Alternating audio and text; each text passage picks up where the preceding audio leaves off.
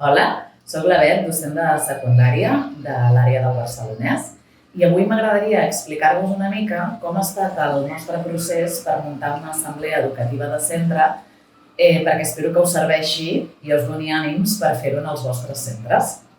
Primer de tot vam començar creant un grup motor, igual d'aquelles persones que portaven més temps al centre i que ens coneixíem, ja que, com sabeu, aquest curs hi ha hagut com molta mobilitat.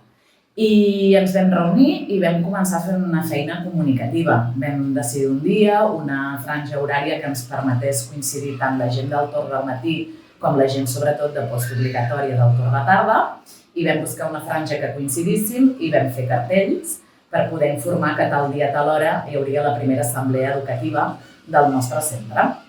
Però sobretot vam fer un treball de formigueta, del tu a tu, d'anar a parlar amb cada departament, amb cada company i companya, per transmetre'ls la importància d'una assemblea de centre.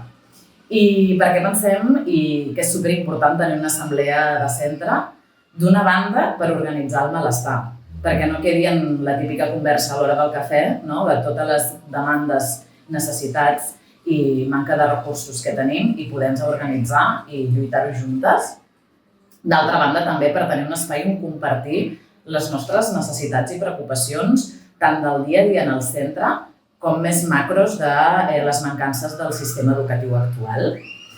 I també, finalment, per tenir un espai i reocupar el nostre espai en el claustre, perquè el claustre tinguem veu pròpia i sigui un espai horitzontal i útil tant per la millora educativa com per la millora laboral.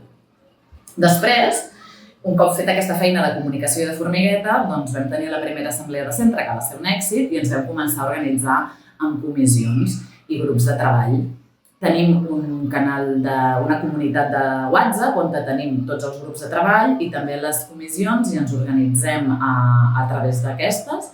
Una comissió molt important és la comissió de comunicació i difusió, tant a nivell intern per avisar quan hi ha assemblea, per generar també els nostres comunicats per transmetre tant al claustre com al Consell Educatiu, i també tot el que és la comunicació externa, creant grups d'Instagram per transmetre les nostres idees i lluites, i també una comunicació que per nosaltres és molt important, que és la comunicació d'enllaç, per ser-hi totes. És a dir, a cada departament hi ha una persona que forma part de l'assemblea educativa del centre que ens ajuda a que la resta de les companyes i companys s'hi sentin partíceps, vinguin a les assemblees o, si no han pogut venir normalment per sobrecàrrega de feina, doncs estiguin al dia de tot el que treballem.